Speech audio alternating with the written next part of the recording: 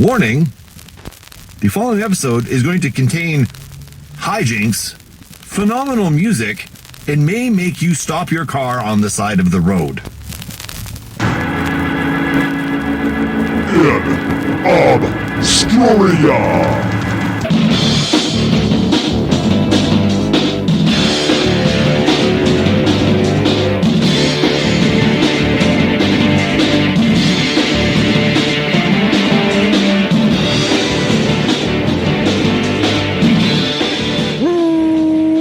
Welcome back, my friends, to the Not Amused podcast, a podcast where what the hell is that? He's squeaking a squeaky toy. Yes, we have a dog squeaking a squeaky toy. Welcome back to the Not Amused podcast. I was going to say Squeaky Squeakins over there. A podcast where we exhume obscure rock and punk and metal. And we put them in one of three categories: the lost, the forgotten, or the should have beens. My name's Squeaky Williams. That guy over there. Check. Working? You're working. Good. I'm in a different... Mr. Sit Down, I am Robert Harrison. Down. I should have done this a long time ago. This is not bad. And you want to tell the people why you're sitting down, Robert? Oh, he's medicating. It's easier to drink when you're sitting down. Yeah, he's medicating. Yes, I'm medicating. Hang on a second. Yeah, I did something stupid. Again. This week, what was it? Yeah. I whacked my shin into the front of my utility trailer when I was trying to hook it up. When I say whack, I whacked it as hard as I could. Yeah! Oh, behave!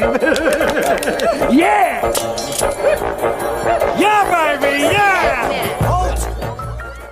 Because I was trying to push the utility trailer with my foot. So you whacked it hard, Yeah, huh? and I pushed it a little bit, and it moved a little bit. So I'm like, I need to really get into this. So I reared back and pushed it with my foot as hard as I could. And my foot slipped and just whacked my shin right into it. So I invented some new curse words. I discovered some new curse words I didn't know I had. Dio was in the truck, and so he was very confused with what was going on. But I finished hooking up the trailer, got in the truck, drove to the lumber supply place, got a load of lumber, strapped it down with ratchet straps, crawled all over it, got back in, went to the job site, unloaded, went back home. Well, actually, then I stopped by and got tacos at the gas station taco place, which, by the way, God, that's so good. Gas station tacos. Gas station tacos. Oh. It's like a separate business inside the gas station. Very authentic, run by this Latino guy. He speaks like 5 words of English, and I speak about 12 words of Spanish, so we get along real well. Came home and then decided to look at my leg. I hadn't looked at it. It was just hurt. I'm like, this is going to suck. He didn't say, Señor El Blood. Yeah, well, you were limping, sir. So I hobbled in there, hobbled home. But yeah, then I pulled up my pants leg and looked at my sock, had blood running down in it. I'm like, oh, that's good. So I tried propping it up, and that didn't work. It kept bleeding. And like 6 hours later, it was still bleeding. And so I went and thought about, oh my God, I might have to go to the ER or one of these, what do you call them? Minute clinics or something like that and get stitches. And so I thought about it and like, well, I'm going to be stuck there for an hour or two. So I made tacos again for the second time today. Second tacos today. Yeah, but these are fish tacos. These are much better, even better than the really good ones. And I went to the ER place, and they looked at it and went, there's not enough skin left for us to put stitches in that wound. So you got about a 2-inch gash right there on my shin with no skin. And sorry, the squeaky toy is coming from our co-host, Ronnie James Dio, which our friend gave him a squeaky toy. Don't ever give your friend's dog squeaky toys. Well, she might have done that on purpose. Yeah. She just didn't annoy the hell out of you. Pulling the pin on a grenade, throwing the grenade in the room and walking away. Yeah. So Sunday I had a tour. This lovely young couple comes by for a tour of the firehouse because they want to have their wedding here. And so they come to the door. And of course, he goes and gets a toy when he greets strangers. After he barks at him. Yeah, he barks at him like, I'm going to eat you. And then, no, just kidding. I'm going to go grab a toy. And he grabs the squeaky toy, follows us around with the squeaky toy. And every time I go to grab it, he runs away. And he's discovered this game now. He gets right behind you, squeak, squeak, squeak, squeak, squeak, and you try to grab it and he runs. So he followed us through the whole tour. So I don't think they're going to book the wedding. So he just cost me a lot of money with that damn squeaky toy. Squeaky firehouse. Yeah, just put a nice damper on that meeting there. So yeah, I may have to go over there and take a break and throw that out the door in a second. But he's ripping it apart. Yeah, right now. He goes from squeaking it to shredding it. And he's moved on to shredding it right now. He's just an angry dog. He's a Belgian Malinois. This is what they do for fun: is destroy things. Wow. Yeah.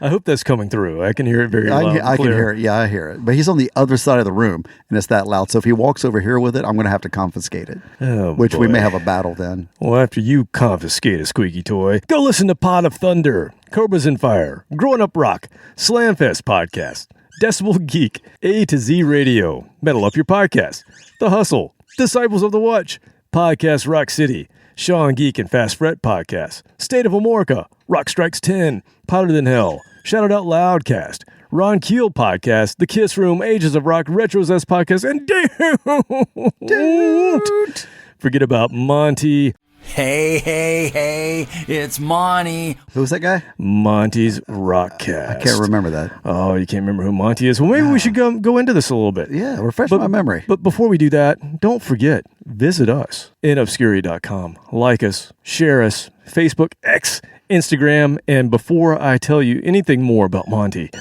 and Squeaky, we got a review. Oh, yeah.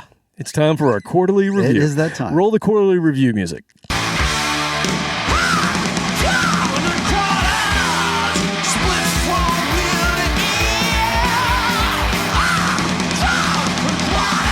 All right, this is an Apple Podcast review from Andrew from the 603. Okay. All right, and That's Andrew. my favorite Andrew is from the 603. Andrew's title here, of course, the way that Apple Podcast does it gets a little cut off, so I don't know what the rest of the title is, but it looks like it says one of the best music, I'm assuming, podcast? I don't know. Maybe. That's a clever title. Muses? It works for me. And it says, it's 5 stars, and it says, Just tell me what. I'll go get it. good. Give this podcast a listen. You will not be disappointed. Short and sweet. That is how you do Yeah. a No podcast need to review. be superfluous with your language. Or whatever it is you were trying to say. I said superfluous. I had to pause and say it really slowly. All right, so we alluded to a little Monty. Yeah. This is going to be a little bit of a different episode for us. Robert, we're going to look back in order to look forward. What the hell did you just say? Hey, I got my leg propped on a chair. I got to turn around. Yes, so I received a communication. I need to read it to you now. At approximately 4:07 p.m. on July 5th, 2024, I received a transmission from a distant star, or perhaps Houston, that simply read, "Coming soon, a new mission." Click the link, go to the page, and then click the Notify Me button. Recognizing the coordinates of the message and identifying the source to be a reliable platform, I clicked the Notify Me button with eyebrows raised. Yeah, that sounds like spam. Scam and spam. Well, I'll have you know on July 7th at 11:43 a.m., my suspicions were confirmed as I received a notice. We are live. A new album from Galactic Cowboys is in the works. And the congregation rejoices.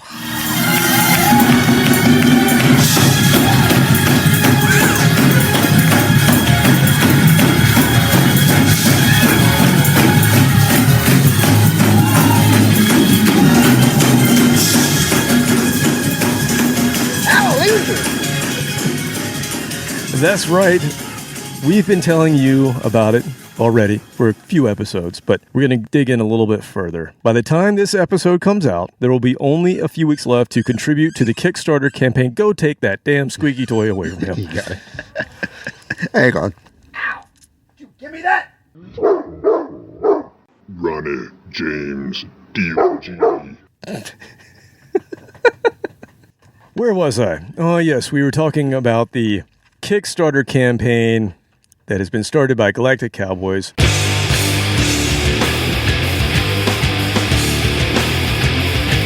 Over the years, we've not only had a chance to talk about this band and play this band several times on the program, Yes. but we've even had an opportunity to chat with the songwriter, bass player, and all-around awesome dude, Monty Colvin. That Monty. That's That what we're Monty. talking about. That's what we're talking about.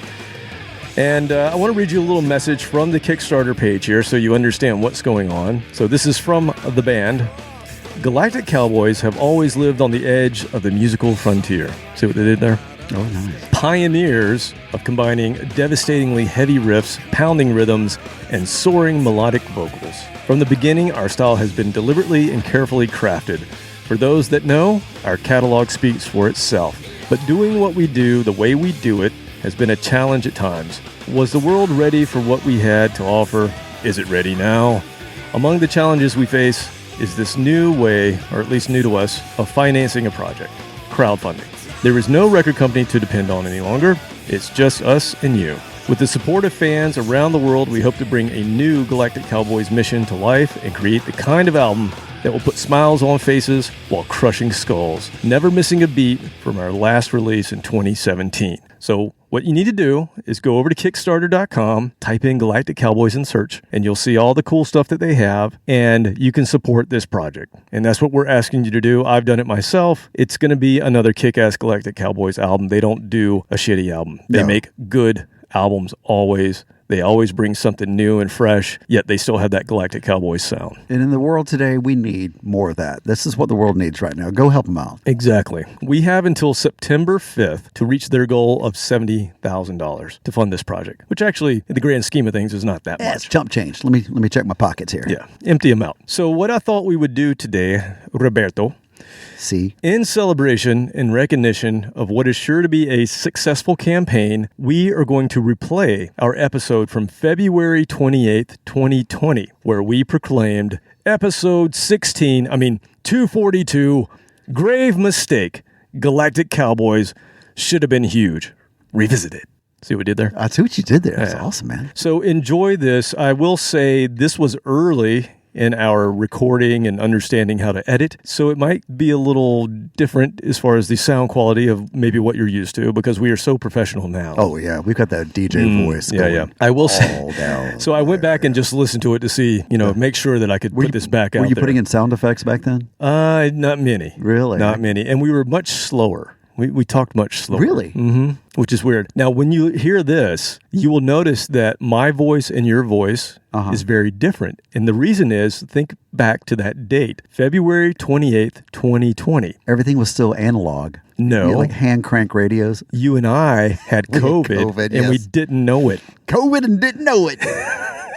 That is so clear. It was bizarre to go back and piece it together after the fact. We had COVID. COVID was not COVID. It was yet. not a thing yet. Yep. It was somewhere in China still. We were worried about it in the slightest over here. I mean, they haven't even started hyping it up yet. And we just knew something was going on in China. You and I got sick, and we're like, wow, that really sucked. And it lasted forever. Yeah, the flu just wouldn't go away. It just sucked. And then we had it, which I look back, and I'm really glad we had it before we knew what it was. Oh, yeah, we would have freaked out. We would have freaked out because in the very beginning, I mean, you didn't know how people were dropping dead from this back then. There's no vaccine. There's nothing you could do about it. The hospitals were overwhelmed. It was just, pandemonium for about 2 weeks, and then it slowly started to, get into a groove. But yeah, I had it, you had it, and we just thought, oh, no big deal. And this is right before the shutdown. Yeah. I believe the shutdown was in March, right? Of maybe 2020? 2 weeks later. Yeah. It happened that fast. Yeah, because I remember I went on spring break, which my kids have an early spring break, so it's usually beginning of March. Yeah, first or second week in March, I believe, if I remember. We came back, and then everything kind of shut down. Yeah, at least in the States. I mean, we had to stop making out every time we got together. So other than that, lick the doorknobs anymore. No, we still stood next to each other and did a podcast every week. Yeah, but it's very apparent that you and I are both sick here. And it wasn't that cool raspy voice. No, it was the.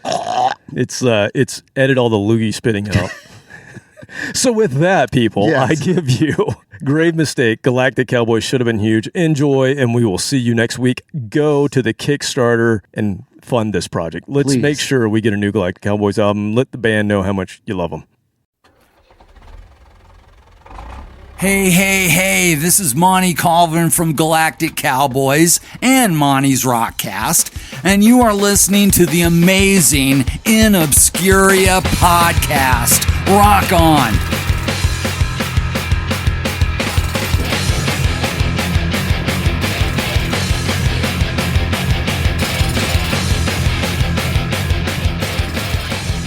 I thought we should talk about a band that's near and dear to my heart. This is another one of those grave mistake episodes. We did one with 24/7 Spies.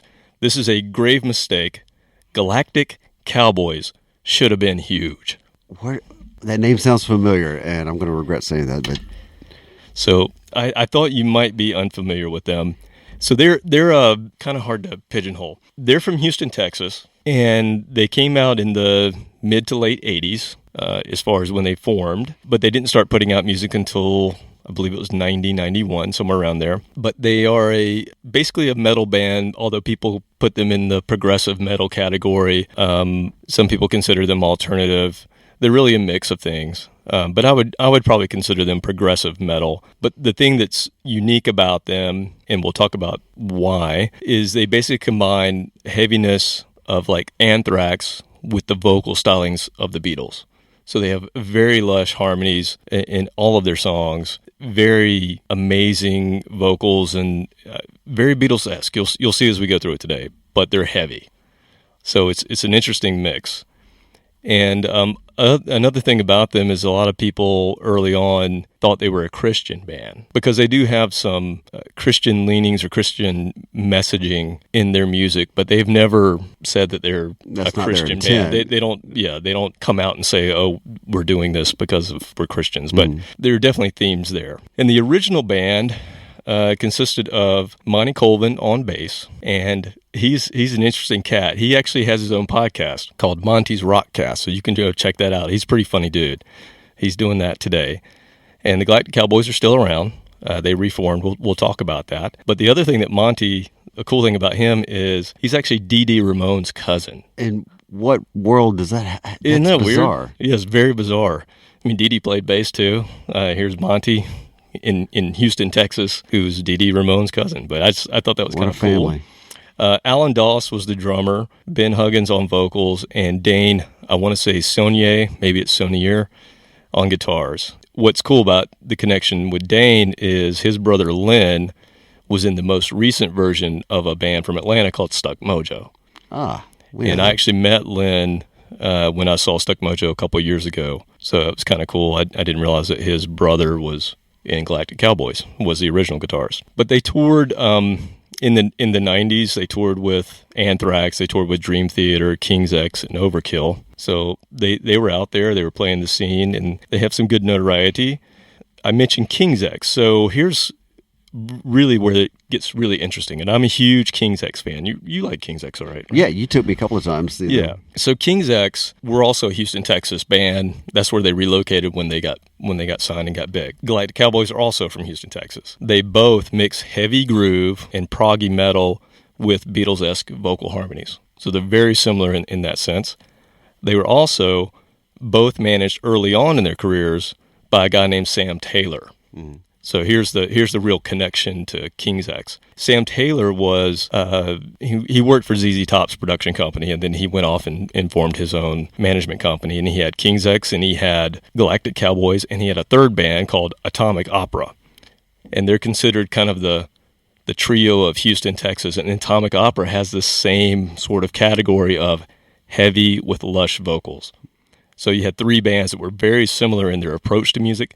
They didn't sound the same, but very similar in their approach to music, all managed by the same guy. So you have to think something is up with that. Something's going on. He had to have some sort of direction that he was providing to them. Both bands, actually all three of those bands were considered a Christian crossover, and they had Christian-based themes and lyrics, even King's X. Yeah, I remember that. They all of those bands said they were not specifically a Christian rock band, but they all had those themes in their music. So lots of similarities with King's X. In both bands, King's X and Galactic Cowboys, they both had major label success with their first couple of albums, and then they both ended up on Metal Blade Records in the late 90s. The other thing, there's just so many things, so many crossovers with King's X.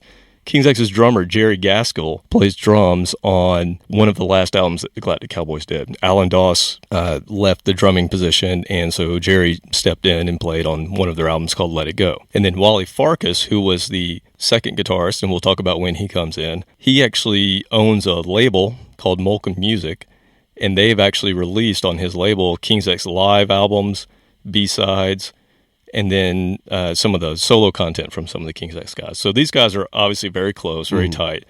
But I just thought it was similar. I thought it was interesting how similar they were. And then Wally Farkas also he's actually played on Doug and Ty's solo material. So the guitarist and the bass player for King's X, he's played with them. And then Dane Saunier, the guitarist, he is actually in Doug Pennick's Texas Poundation, which is his Texas Poundation. Texas Poundation. That's his backing band. when he does solo tours. So Well, that's pretty admirable how they all work together and actually get along after all these years. That's not an easy task. so it's really cool. So because you're familiar with King's X, I'd like to get your feedback as you're listening to this to see if you draw comparisons or not. I think they stick out, but in no way are the bands copying one another. It's just they had a very similar foundation for what they were doing. So I'm gonna go in chronological order and play something from each of their releases, and we're gonna start first with the first Galactic Cowboys album that came out in 1991. And I remember this, not 91, but I remember my first experience seeing them in 1992, and I was watching the Headbangers Ball. I remember I was at my friend Joey Hall's house over the summer after, I believe it was freshman year of college, and we had just watched one of the games from Barcelona. So we were watching the Olympics, and then we flipped it over to Headbangers Ball, I guess after it was over that night, and on comes this amazing song called I'm Not Amused by these guys I'd never heard of, called Galactic Cowboys, and it just blew my mind. And I was like, whoa, I got to go find this. I didn't realize, I thought it had just come out, but it had actually been out for a while, almost a year. But this one song off, and it's the first song on the first album, it showcases why, I think you'll see why I like them and how they mix all these different things and have this really lush vocal harmony with this just pounding rhythm section. So check it out. This is I'm Not Amused from Galactic Cowboys 1991.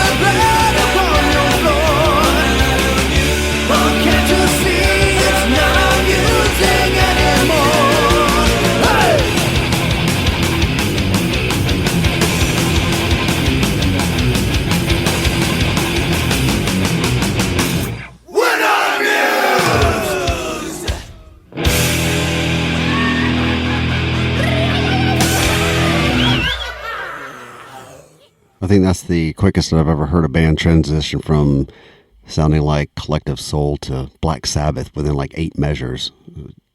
Yeah, they were all over the place. And then end up sounding like a little bit of Anthrax at the very end. That's why I love what they do. And that's why I think when this came out in 91, I'm not sure why they didn't get more attention, because that was the time when everything was kind of switching over, and it was really cool at that point in time to mix it up. And you had your Faith No Mores, you had a foot in each side of them. Yeah, you had bands that were doing at the time. Yeah, doing different things, and that was kind of in. I mean, I think about what was going on at that time, and even with bands like Pantera coming into prominence, they had the heaviness without the glitz and glamour. Yeah, without the hair, and even though they looked sort of hair bandish, but they were hairy. Yeah, but not really. I saw the videos. Yeah. So anyway, I'm not sure why that didn't get a little bit bigger. They got a lot more attention with their second album. Their second album was called Space in Your Face. It came out in 93, and this is the first one of the rest of their catalog that I got on release day, because I was a fan at that point. One thing that as I was thinking about this album, I was remembering coming to Atlanta. At the time I was in college, and I was in South Carolina, and I would drive to Atlanta for shows. And I didn't go see Galactic Cowboys, but I went to see Blues Traveler. Remember band Blues Traveler? So I go to see Blues Traveler with some friends of mine, and we're sitting there pre-show, and this guy turns around, and we just start talking, and he starts talking about Galactic Cowboys. And I just remember going into this very deep conversation about Galactic Cowboys, and then the lights went out, and Blues Traveler started to come on, and I was like, damn it, I'm not finished talking about Galactic Cowboys. So, John, excuse me, Mr. Popper. Yeah. Can you just hold on? So give me a second. I just remember how much that band at that time really meant to me. And again, it's another reason that I just really feel like they should have been bigger than they got attention for. But this second album was mixed by Andy Wallace, who was he was Rick Rubin's right-hand man. He did everything from Nirvana, Nevermind, to Ex-Japan, who we've talked about. He did Ghost. So really, really great mixer that they had on this album. And this was really their biggest break into the general market. And they had 2 minor hits. I'm not going to play one of those, but there was a song called If I Were a Killer, and then I Do What I Do. And those both got pretty good MTV coverage. That's probably, if you've seen videos, those are probably the songs you saw. And Z-Rock, which was at that time a huge radio station that could break bands. I believe they were in LA, but they were really high on this band at this time as well. So this was when they should have really, really broken out. But again, it didn't, for whatever reason, it just didn't quite happen for them. But this album's really good. And originally I had this on tape. And in the early 2000s, I wanted to get CDs for everything that I loved. And this was one of them. And I could not find this on CD. And I remember reaching out I went to the website, the Galactic Cowboys website, and I saw an email or something like that. And I think it was for if you wanted to book the band, that sort of thing. It was meant to be a business email. Bar mitzvahs. And of course I said, I can't find this one on CD. I really want to get it. And one of the guys from the Cowboys emailed me back, messaged me back and said, oh, you can get it at this store in Houston. They have a bunch of them. And so that was one of my first forays into. Dude. Yeah, it was one of my first forays into the Amazon world before it was Amazon. But I remember that very well early on, getting this CD. The other thing is, this was the last major label release for them, and the band was on DGC, which was the same label as Nirvana. Okay. And so if I think back to that first album, it came out in 91. So, DGC obviously were putting their efforts towards that whole thing that was going on with Nirvana. And I guess by this time, 93, they were well into, we're supporting what we know is selling from the grunge. Yeah, it was era. full on and grungy by then. So I guess that would probably have something to do with why they dropped this, because they were a metal band. You couldn't tell somebody this was a grunge band. They didn't sound like that. So I could see why DGC may not have put much effort into them, but they did get released after this album. And this is also when they parted with Sam Taylor, who was the manager. And they also parted ways with Dane Saunier after this. So this very well could have been their last album in all. But we'll see when we come back and talk again that they keep going. So, and I'm glad they did. Another cool thing, if you go out and find this CD, there are 2 hidden tracks. And the reason they did that... I love hidden tracks. But they didn't do it for the reason that a lot of bands were doing. It was kind of a trend in the 90s, if you remember. Some CDs you would get, and the last song would play, and then it would like go forward 50 tracks really quickly, and you get the track 60 or something like that, and another song would play. Then our second CD had one at the end. It was Bailey. Yeah, I think we did that as well. But anyway, the reason they did it was, I guess they had contractually they were only supposed to put so many songs on the album, and so what they did was they asked Andy Wallace, "Hey, sneak these 2 in. We'll just make them hidden tracks and not tell anyone about them." Denied officially. Oh, yeah, no, and so they had 2 more tracks on the CD, which they're both really good cuts. It's just they couldn't list them on the album. Right, they had short attention span. So anyway, let's get into something from Space in Your Face. The second album came out in 93. This is About Mrs. Leslie.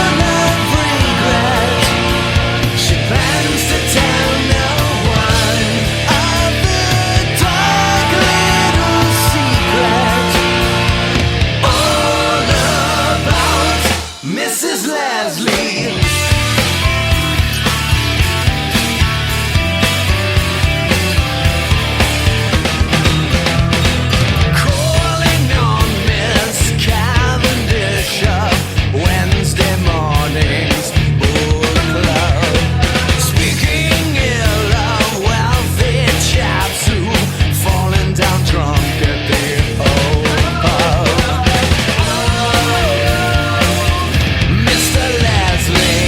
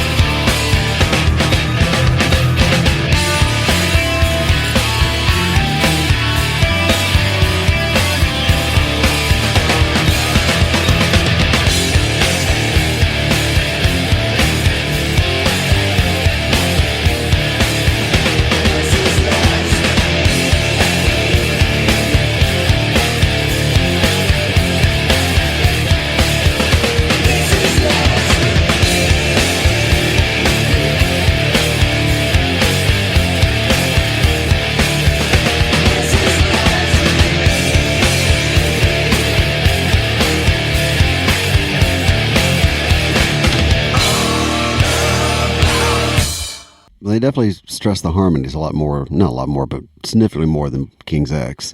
I think they've got bigger harmonies, almost, once again, pushing it in the pop direction, and then immediately going back to something really heavy and dark. Yeah, to me, in listening to that, God, it takes me back for one, but two, I was just thinking, it really is it's like if Anthrax and King's X had a baby. Mm-hmm. That's the Galactic Cowboys. It just keeps going back and forth between the two. So good. There's so much groove in that song. I don't know if you were hearing that, but there's so many points where they're just grooving on the rhythm. Mm. You know, they're not putting a bunch of lead over top of it.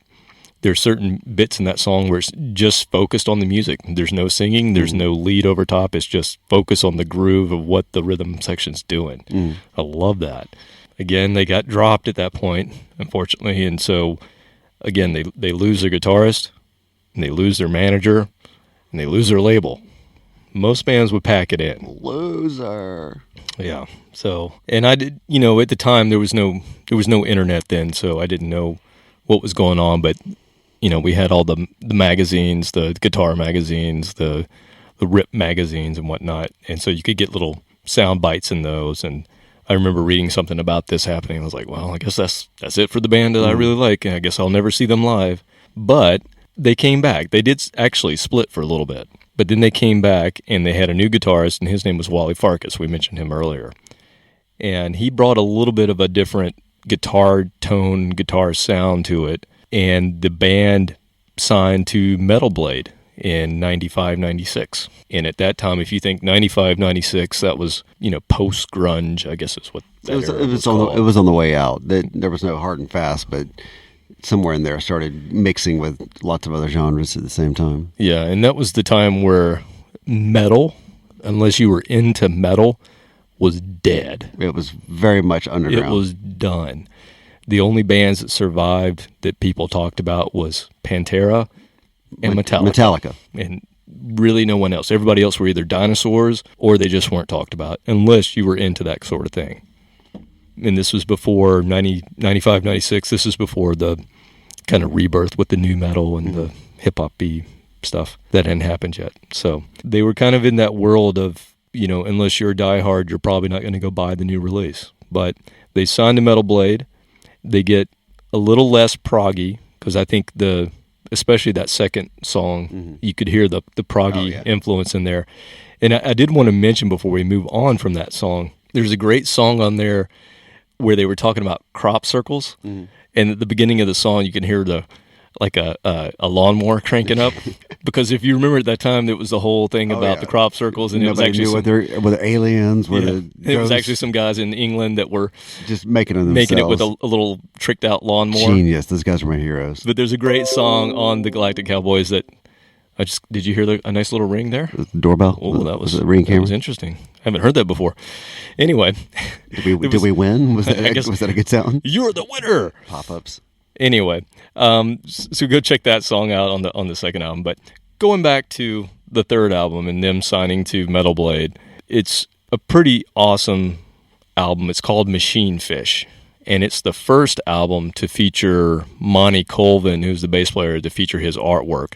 It's a sculpture on this particular album. Every album after that is a painting. He was a great artist, really, or I guess he still is a good artist. But anyway, after that, they really used him for all of their artwork. And it's very signature Galactic Cowboys to have that Monty Colvin art on it.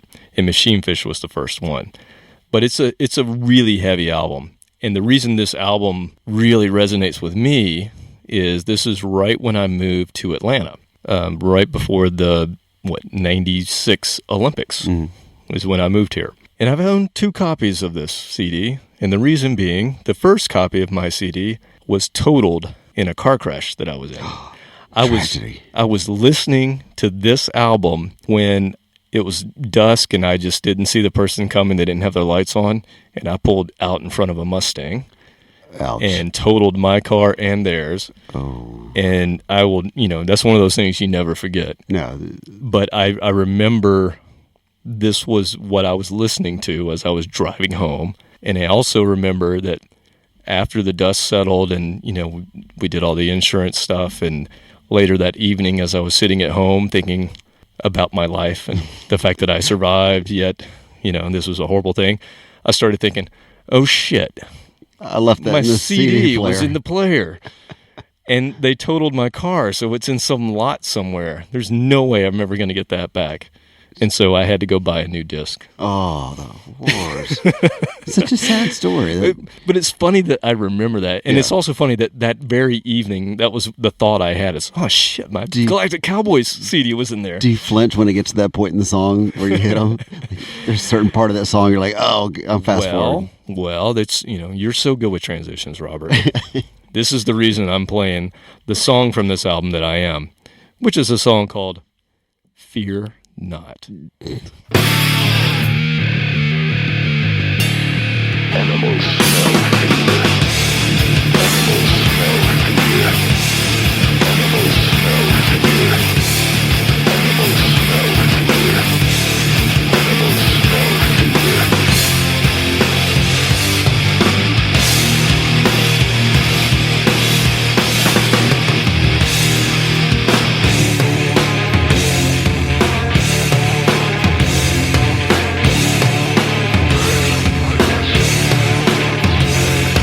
Time to leave the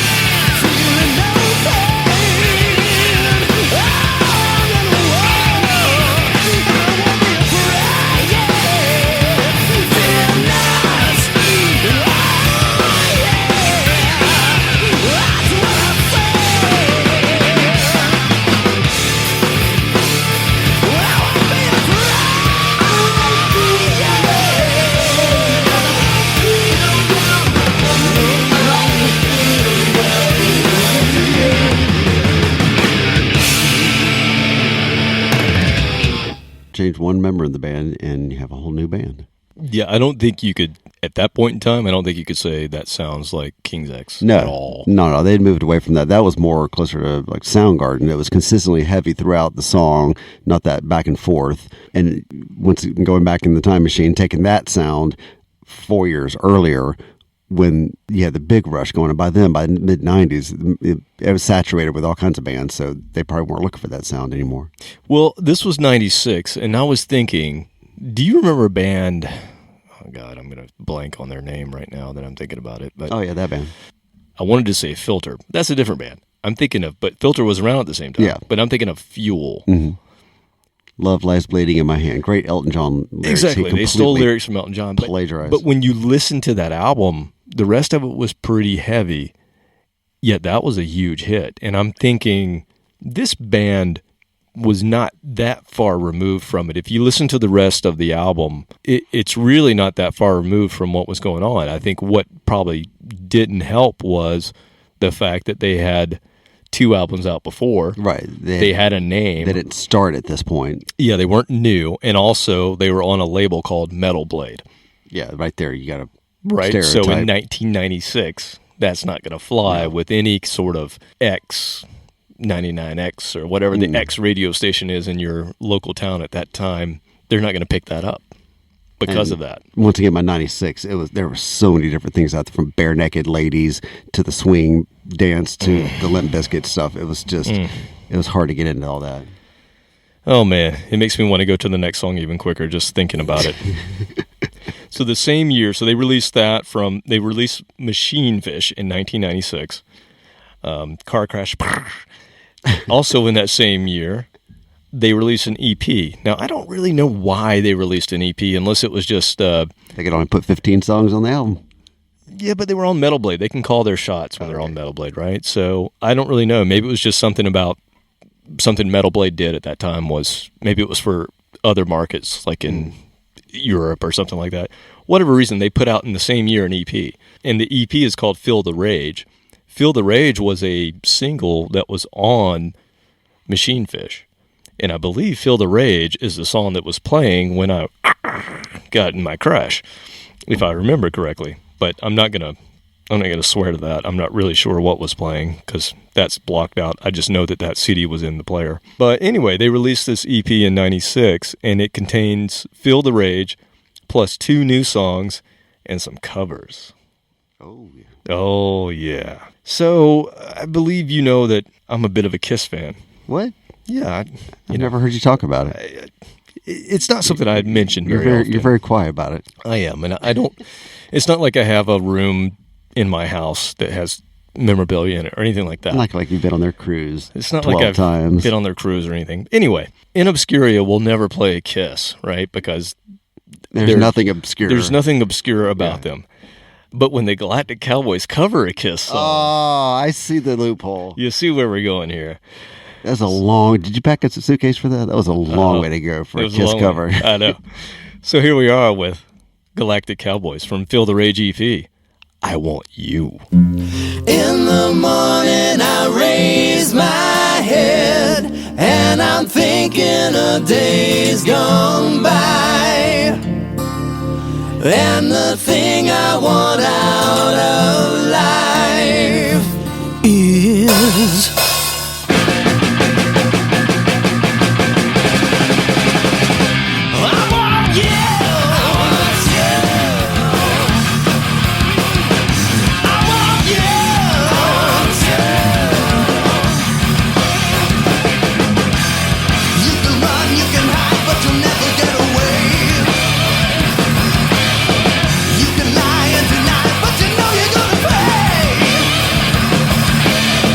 never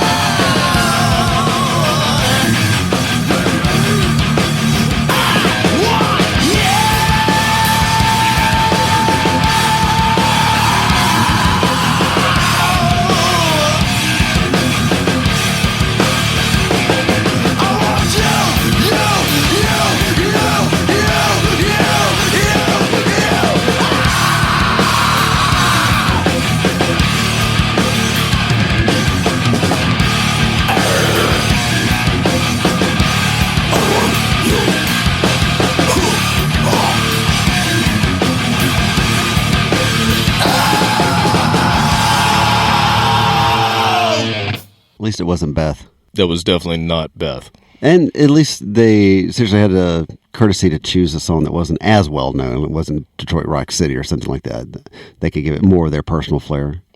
Absolutely. I love it when a band takes a song and you can recognize it, yet they still make it their own. Mm-hmm. And they definitely did that in that song. I was thinking back to when this came out, which was 96. And there was in 90, I want to say it's 95. I should know this. I'm a Kiss fan.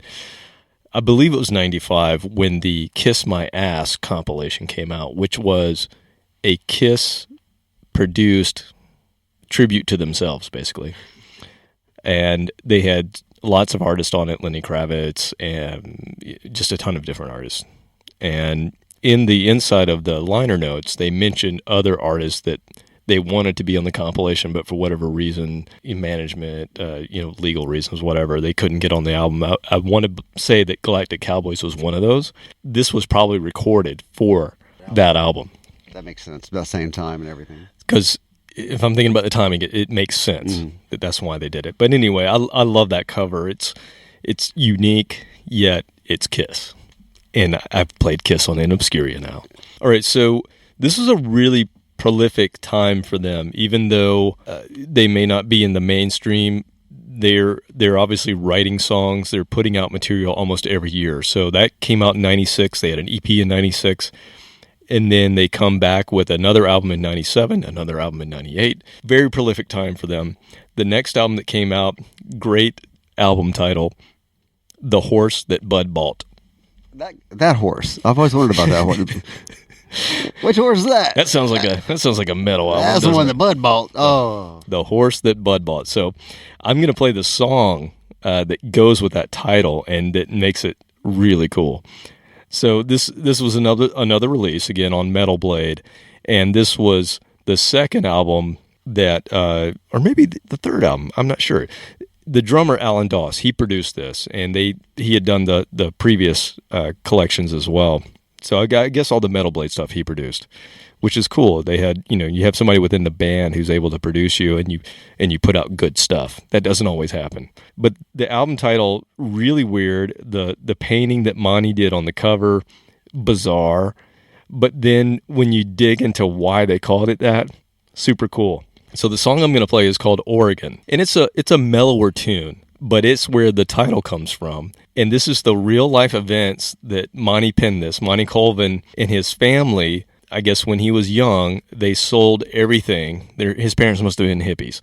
They sold everything when he was young, and they joined a cult, and they lived in a commune.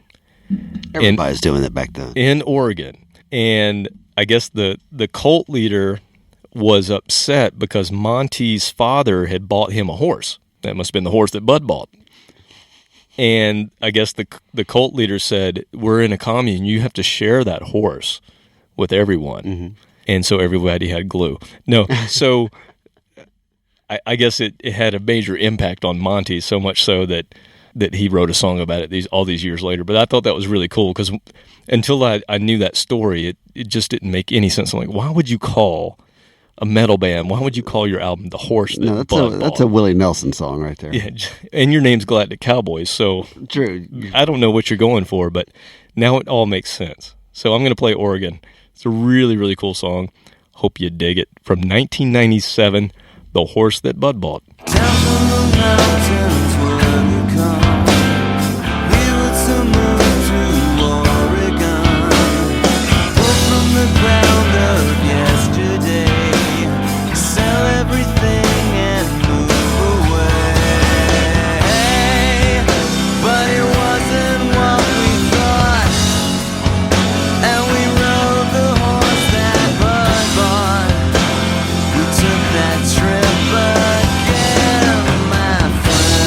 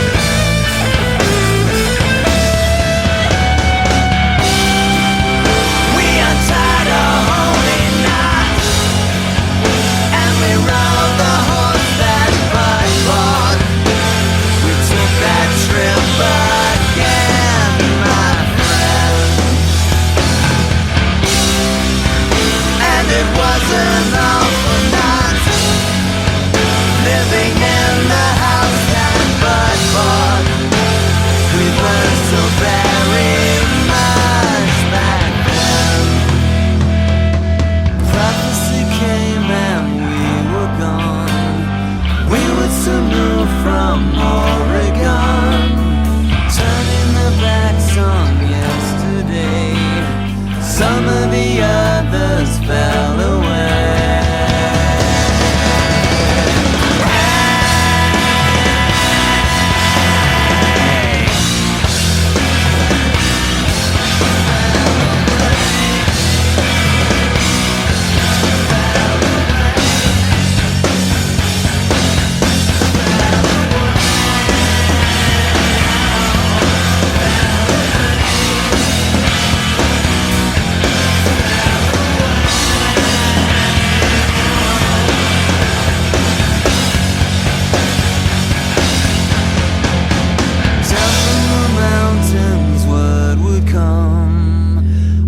Soon move from Oregon. Too bad that was about 8 years after the heyday of the great power ballad. Man, That's an interesting song. I mean, there's a lot going into that, living on a commune, having to move, and a horse and all this. I love it. That is a powerful, powerful song. And hats off, cowboy hats off to Alan Doss for his production. I haven't set it up to here, but I have really, really enjoyed all of the bass. I mean, just the sounds of the guitars, the sounds of the bass, it's just punishing.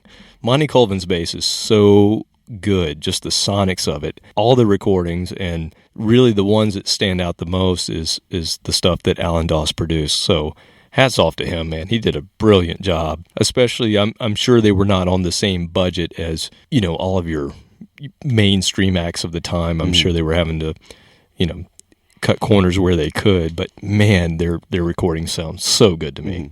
The band would, with that release, they would kind of really embrace their progressiveness. And the next album, called At the End of the Day, had a 7 or 8 part suite. So it was very proggy from that sense. I guess they decided that the chances of them making it big mainstream were low, so they just thought, let's just do what we want to do. Exactly. And at this point in time, I think they were embracing who they were. We saw this with 24/7. You have a band who starts off on a major label. Obviously, they're trying to make it as big as they can. They're young, they're hungry. And then at one point, the industry screws them over, and they have to reevaluate, why did I start doing this to begin with? It's because I love to play. I love to write. I love to be an artist. And it really shines through, especially when an artist has to go through that adversity just to get to a point to where they say, screw it, I'm doing this myself, and I'm putting out what I want to put out. I love that. It doesn't mean, from my standpoint as a fan, that I wish that mainstream wouldn't have caught on, but we do get, this true artistic creation. The integrity is there. Anyway, I'll get off my soapbox, sorry. Anyway, the next album came out in 98. So again, here's another year later, 97, The Horse That Bud Bought, 98, At the End of the Day. And this is the first time that I'm actually able to see this band live. And I saw them at the old Cotton Club. That's where we saw King's X the first time. That is where we saw King. And this band happened to be opening for King's X when I saw them that night. I was by myself this night. Okay. Yeah, because Semisonic opened for King's X. That's right. I love Semisonic. That's another band we should dig into. Yeah. Semisonic were badass, but he's gone on to write great songs for other people, which shows that he's got a lot of talent. Yeah. Anybody, I would dare anybody to tell me that Semisonic was not a badass band. But anyway, we're talking about Galactic Cowboys. I saw them open for King's X at the Cotton Club in Atlanta, and I remember that this was one of those events where you realize, even though they're not mainstream, it was 1998. And the line to get into the Cotton Club, it must have taken me 45 minutes standing outside just to get in. We all had tickets, but we all had to queue up just to get into the Cotton Club. They had sold the thing out. Galactic Cowboys were opening. And by the time I got into the door, Galactic Cowboys were probably already 3 songs in. I mean, it was just crazy.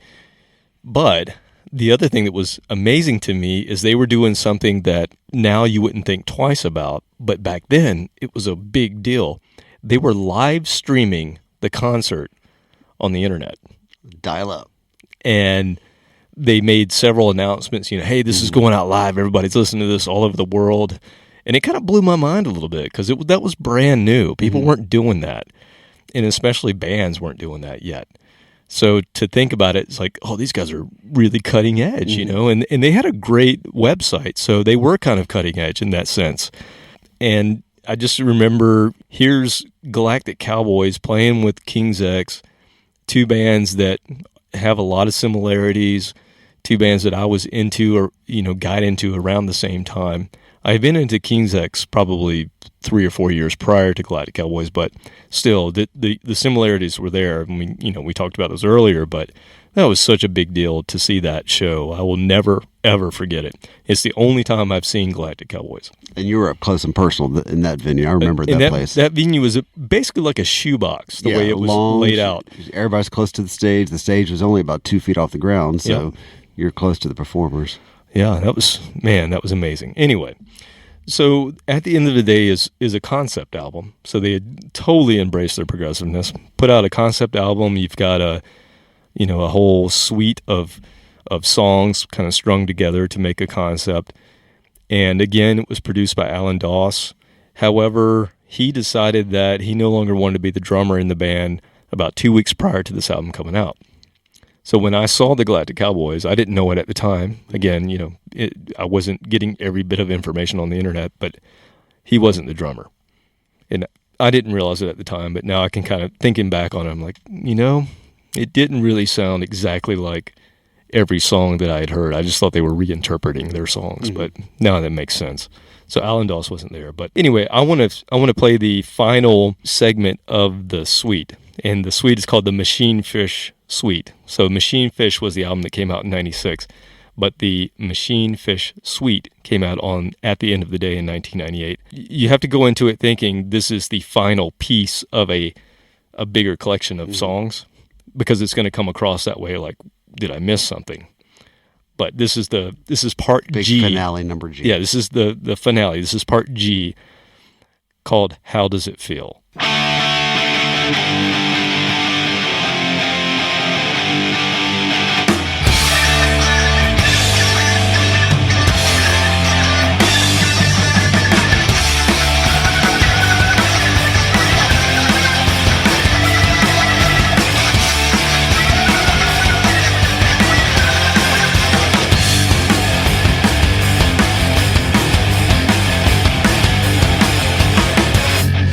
To regret it, and we're trying to forget it every day that we can, every day that we can. Denied all the credit, was it our fault? 'Cause we let it slip away through our hands, slip away through our hands. How does it feel to be so strong?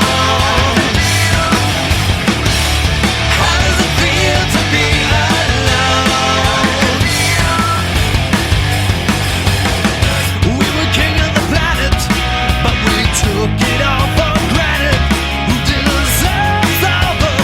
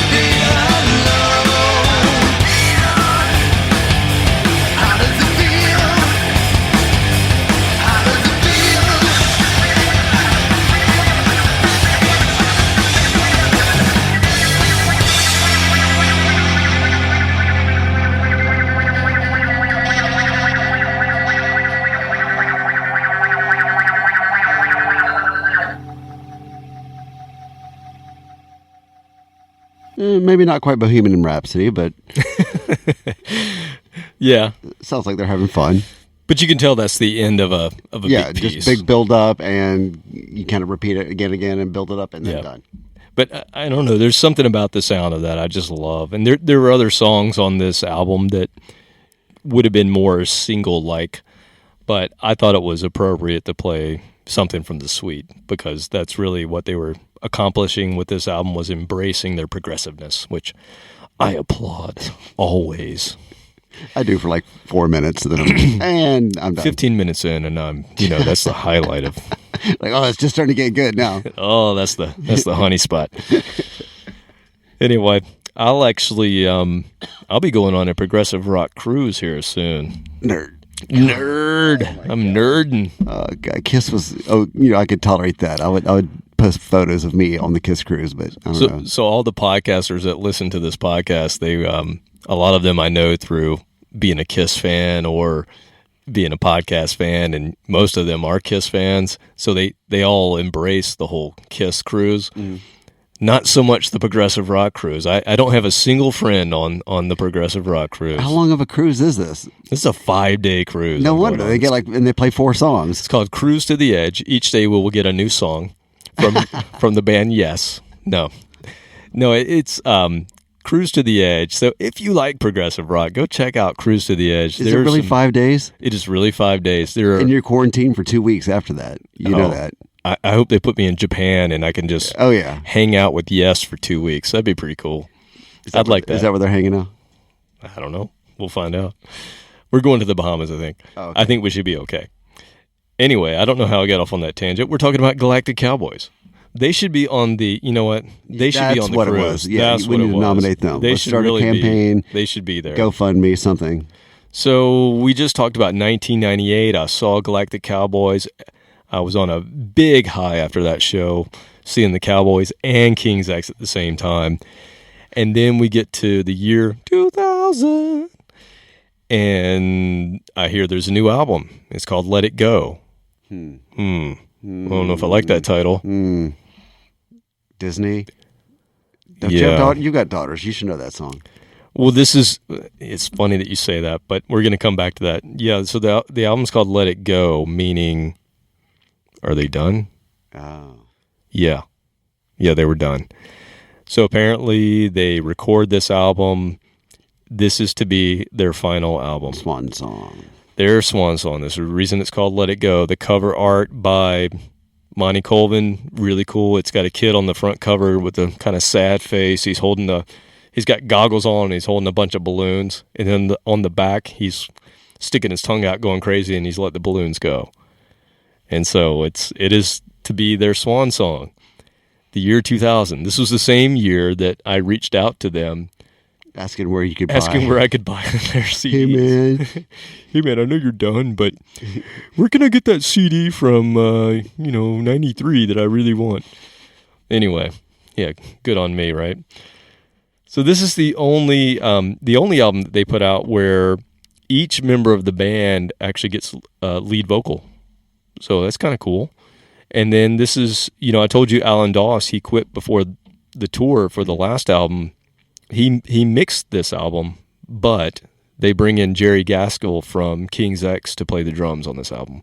So it's got pretty killer drums on it. Alan Doss was a great drummer, but Jerry Gaskill is also an amazing drummer. So when it came out, we knew this was it. This was to be their last album. There would be no tour. And, this is where they're writing songs that they want to write and putting out music that they want to put out. It's interesting that you mentioned Let It Go when I said that with the Frozen thing, which was much later. Oh, that's right. Much later. But they do have a song on here about Disney. So it's kind of funny that you said that. It all comes full circle. It really does. I never thought of that until you just said that. Let it go. That's really funny. All right, well, we're not going to play the Disney song that's on here. No, we're going to play a song called Hey Mister. And at the end, listen to the end of this. I don't know whose kids they brought in, but remember, this is the year 2000. So they brought in some kids to chant, I guess, in the song, to come in the studio. Hey, kids, come in and say something. And they also captured the kids doing like a little chant for NSYNC. Oh. If you think about the year 2000, that was the height of the NSYNC and who were what was the other one called? Backstreet Boys. So Kids on the Block. Anyway, so they actually recorded them doing their little NSYNC thing. It's pretty funny. It's pretty much a time capsule. I thought I'd play the song "Hey Mister" off "Let It Go" 2000, the last Galactic Cowboys, or is it?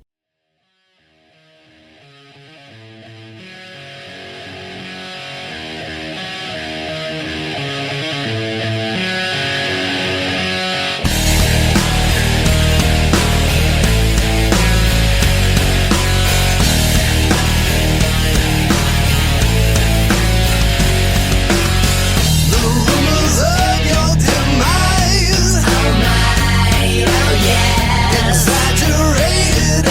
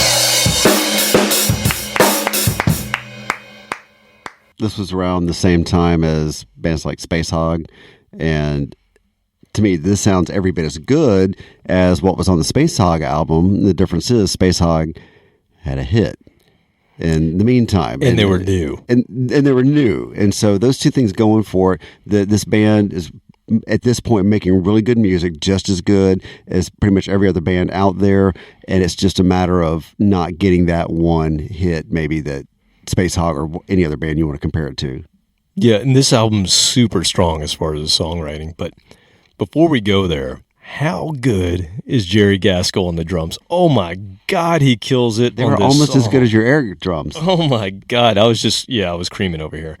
Man, Jerry, God, he's such a good drummer. If you ask me who my top 5 bands of all time are, King's X is in the top 5. Right outside of that, this band will squeak in. Hitting clean up. Yeah. Did I ever tell you about Jerry Gaskell wearing a swear shirt? How'd you manage that? This is really cool. So we played, this is a total tangent. So we played Austin, Texas. We played South by Southwest. And we did it a few years in a row. And my band, The Swear, we finished a set, and this guy came up to us, and he goes, man, that was awesome. He said, hey, would you happen to have a shirt that I could give to my friend Jerry? I said, sure. Why? Yeah, we're selling shirts over here. He's like, yeah, I'm sorry, man. I have no cash on me, but I know my buddy Jerry would really appreciate it. I said, okay. He goes, I don't know if you've ever heard the band called King's X. I was like, Duh. I was like, no, I've never heard. Of course I have. He goes, yeah, well, Jerry's a really good friend of mine. He just had a heart attack. And, you know, I'm putting some things together. I'm going to send him a care package. And I told him I was coming to South by, and I said I'd let him know who were some good bands. So just, you know, something to cheer him up. I'm putting together this package. He's like, I'd love to put one of your shirts in there, and I'll tell him, you know, how great you guys were. I'm like, yes, please. And so anyway, Jerry Gaskell has a swear shirt. I don't know if he ever wore it, but that's pretty cool. Those are good shirts. They're good quality. I'm sure he did. Anyway, It's fine, China. that's my side tangent Jerry Gaskell story. I actually talked to Jerry. How many other people have side tangent Jerry Gaskell stories? I don't think any. Well, I have another T-shirt story with Jerry as well. So I'm on the Kiss Cruise one of the 15 times that I've been on it. 11. Yeah, whatever that number is. And I'm eating. I'm by myself. I think it was the year after you and I went. Yeah. And I'm by myself, and I'm eating lunch or something, and I'm walking to put my tray up, and I noticed Jerry Gaskell, King's X, is playing, and I noticed he's sitting there eating as well. And I happen to be wearing one of my very own homemade King's X shirts that I made just for the. Very fortuitous. Yeah. Anyway, I'm a dork. Anyway, it has a picture of them from the old days, and obviously the King's X logo, and it's in the shape of the state of Texas. And he goes, "Hey man, did you make that shirt?" Yes, sir, I did. Yes, sir. But by the way, I'm not selling it. It's just for me. He's like, "No worries. That's really cool. I'm Jerry." And we shook hands, and I'm like, "That was Jerry." Giggle. Anyway, that was cool. So those are my Jerry stories. But we're talking about Galactic Cowboys. So Jerry played on that album. Everything that we heard was they were done. And that was pretty much the truth. Galactic Cowboys had 7 great releases and a lot of great songs, and that was going to be it. But then, after 17 years, they reunited in 2017. And they reunited with their original guitarist, Dane Saunier, and Alan Doss came back as well. And they decided to make some new music. So we got a new album in 2017 called Long Way Back to the Moon. And of course, as soon as I found out, after jumping around, I ordered the vinyl because there was never a Galactic Cowboys vinyl collection. So this will be my first vinyl that I can get for Galactic Cowboys. And it comes in the mail from direct from the record company that I ordered it from, and there was that heavy crunch, there was that lush harmony, everything was back, and it was a great, great album. So they're actually still together. They're still playing shows here and there. They haven't been to Atlanta, unfortunately, but I'm hoping they still played shows last year in 2019, so they're still around. But, one can hope that they're going to do another album or at least come and see us. So I would love to go see them again. So I'm going to play the title track from their last album that they've recorded to date, Long Way Back to the Moon.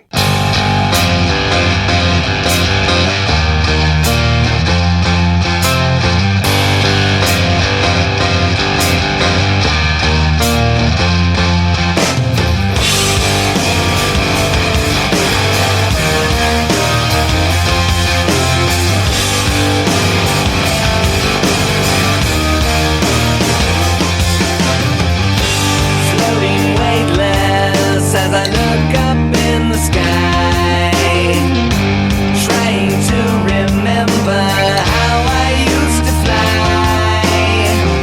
My head is spinning and I think I need to go back home to where I used to live, because I'm tired and I'm sick of this.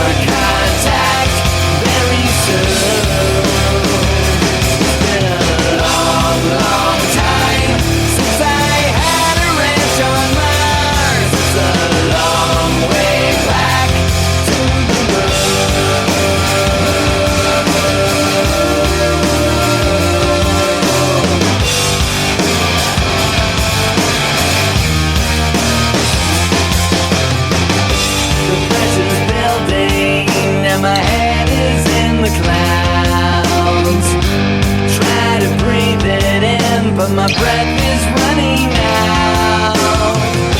The world is spinning and I think I need to go back home to where I used to live, because I'm tired and I'm sick of this. Struggle, crashing, rumble, falling faster. Now I know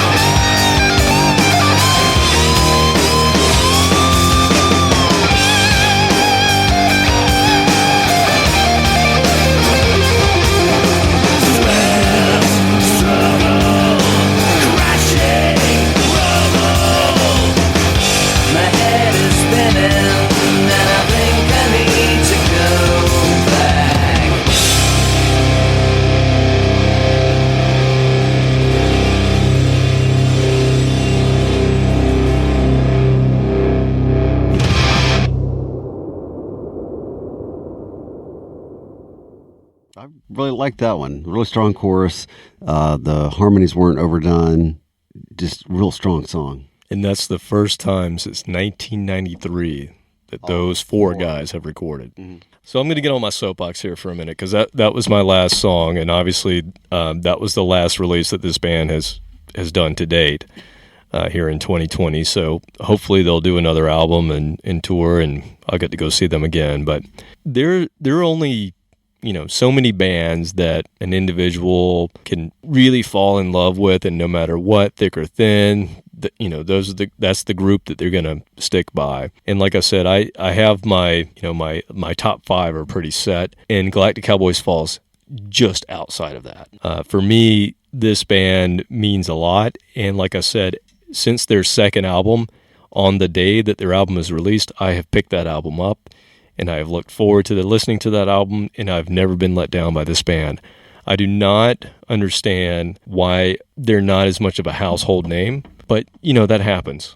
But to me, this band is just magic. There are certain bands that write great songs. There are other bands that just have magic, and this is one of those bands for me that has that certain magic in their delivery and just their songs in general. So that's it for me.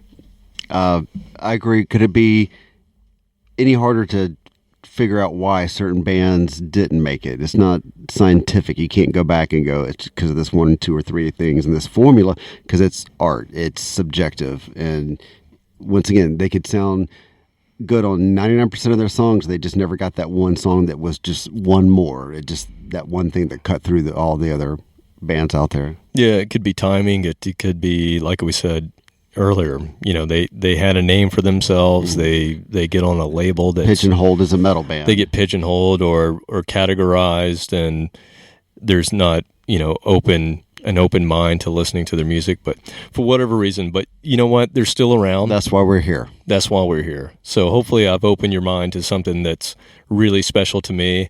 All of these, and this is a series that we're doing. So these Grave Mistake, where we focus on a single band. This is where, Kevin gets to get on his soapbox, and unfortunately, Robert has to sit through it or, at least make comments about it. But, this is my forum to say, wake up, people. These bands are amazing. And so this is the second one. 24/7 Spies was the first. Galactic Cowboys is the next one. Who knows who's coming up next? We'll put together our own cruise. Exactly. And these bands will be on it. So that's it for us, or that's it for me. You have anything else to say, Robert? I'm going to go get some more of the leftover barbecue from last night, if you'd like to join. Go get some barbecue and have a little chili. And chili, yes, freshly made. All right. Later, peeps.